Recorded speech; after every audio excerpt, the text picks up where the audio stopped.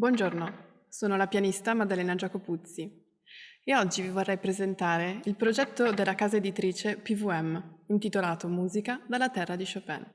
Si tratta di un'opera educativa e di divulgazione della musica dei grandi compositori polacchi, il cui punto di riferimento però rimane sempre lui, Fryderyk Chopin, che con la sua arte ha segnato profondamente la storia della musica polacca.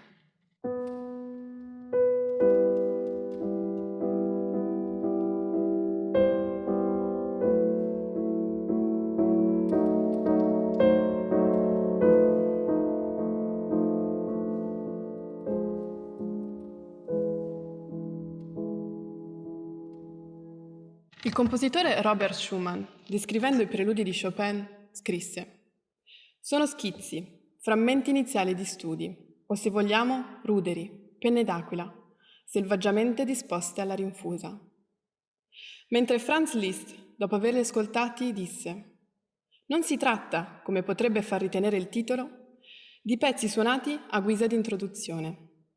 Si tratta di preludi poetici, analoghi a quelli di un grande poeta contemporaneo, Lamartine, che cullano l'anima in sogni dorati e li innalzano fino alle regioni ideali».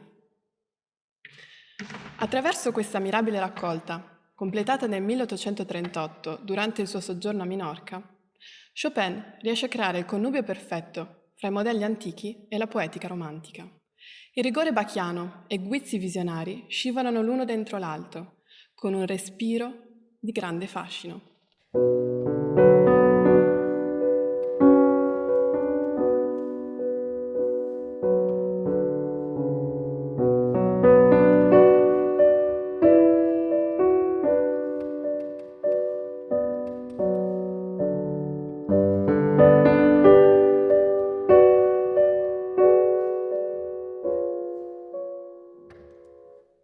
I 24 preludi di Chopin rappresentano la quintessenza del suo stile, fatto di grandi contrasti, dal lirismo al virtuosismo, dalla bellezza estatica al grande fervore.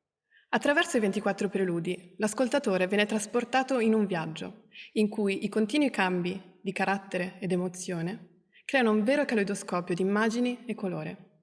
Questo libro contiene i cosiddetti 4 preludi facili nell'edizione di Paderewski.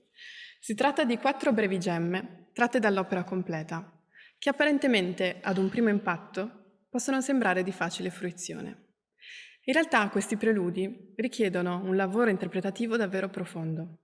La ricerca sul suono è molto raffinata, guidata da fraseggi di lungo respiro. Gli accompagnamenti, mai banali, giocano con le armonie, creando ogni volta sfumature diverse.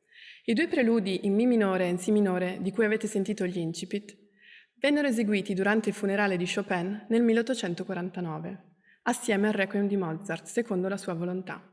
Si tratta infatti di 2 pezzi davvero struggenti e toccanti. Nel preludio in Mi minore, Chopin riesce a creare, anche solo con pochi elementi, un'atmosfera di vero dolore. L'andamento costante degli accordi della sinistra, che sembrano scendere senza trovare mai una soluzione, e la melodia stagnante della mano destra che insiste su un intervallo di seconda, creano una disperata desolazione. Riuscire a rendere questi elementi per un alunno non è affatto semplice. Credo che la difficoltà maggiore stia nel condurre la frase della mano destra, anche a causa dei suoi valori larghi. Potrebbe essere d'aiuto lo studio della mano sinistra, dei cambi armonici e della valenza espressiva che essi assumono. Per esempio,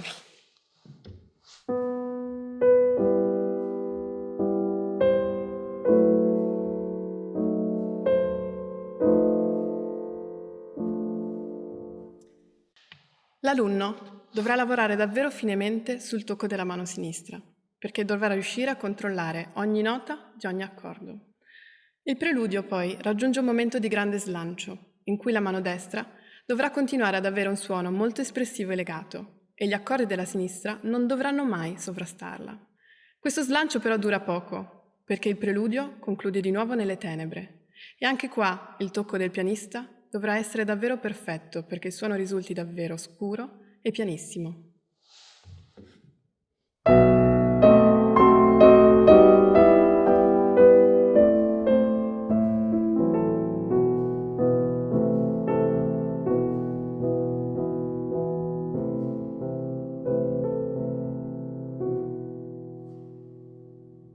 Anche nel preludio in Si minore, l'elemento fondamentale sono i ribattuti, ma che in questo caso assumono il colore di una campana di un convento che continua a battere imperterrita, donando a questo pezzo un'atmosfera alquanto lugubre.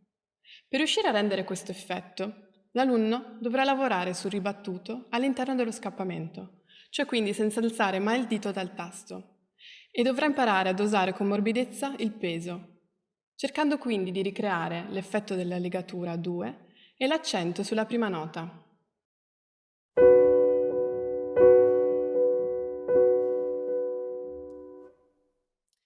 In questo caso la melodia è assegnata alla mano sinistra, che per una volta è la prima donna della situazione e che quindi necessiterà di grandi cure da parte del pianista.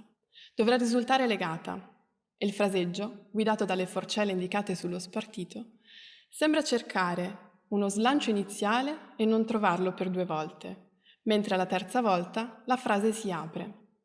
Ed è in questo momento che compare un controcanto alla mano destra. Ed è un momento molto delicato perché l'alunno dovrà studiare attentamente gli accordi e appoggiare la nota superiore.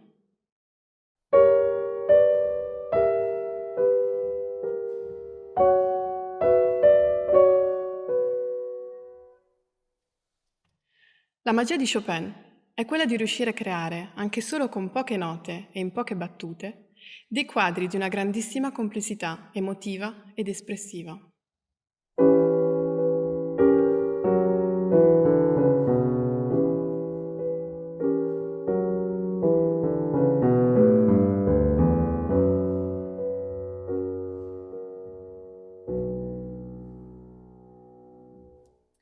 Potete trovare l'esecuzione completa dei 4 preludi nel link sottostante e lo spartito nell'edizione di Paderewski nelle migliori librerie musicali in Italia.